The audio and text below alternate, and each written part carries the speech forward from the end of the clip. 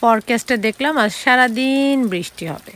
সারাদিন বৃষ্টি হবে, কিন্তু তার সাথে খিচুড়ি রান্না হবে না, মাছ ভাজা হবে না, টমেটোর চাটনি হবে না। তাই কি হয় বলুন? হ্যালো বেন, আসসালামু আলাইকুম। যারা সব সময় আমার ভিডিও দেখেন, আপনাদের সবাইকে জানাচ্ছি ওয়েলকাম ব্যাক। আর যারা আজ প্রথম আমার ভিডিও দেখছেন, আপনাদের সবাইকে জানাচ্ছি ওয়েলকাম। আমি শিউলি, আছি আমেরিকা জর্জিয়া শহরে। আজকের ওয়েদারটা দেখুন, একেবারে মুষলধারে বৃষ্টি যেটাকে বলে, ঠিক তেমনটাই। আর এটা হচ্ছে একটা পারফেক্ট উইকেন্ড কেন বলছি?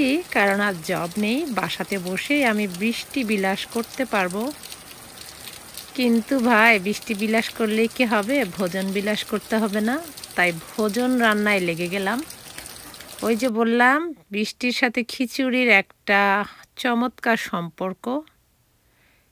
তাই জন্য খিচুড়ি রান্না করে ফেলছি চটপট, তার সাথে করে ফেলবো মাছ ভাজা, সাথে আছে ডিম ভুনা, টমেটোর চাটনি, শুকনা মরিচ। আজি ঝড়ো ঝড়ো মুখর বাদল দিনে। ভাঙা রেকর্ড বাজাচ্ছি আমি। রান্নাও একেবারে শেষ, খিদায় আমার পেটও চোচো করছে, তাই আমি খাবারটা একটু গরম গরম বেড়ে নিচ্ছি। প্রথমে বেড়ে নিচ্ছি খিচুড়ির সাথে মাছ ভাজা আমার খুবই পছন্দের একটা খাবার। আচ্ছা, বৃষ্টির সাথে খিচুড়ি মাছ ভাজার কি সম্পর্ক আপনারা কেউ কি জানেন? কমেন্ট করে জানাবেন তো। নিয়ে নিচ্ছি টমেটোর চাটনি, সাথে নিয়ে নিব এখন ডিম ভুনাও।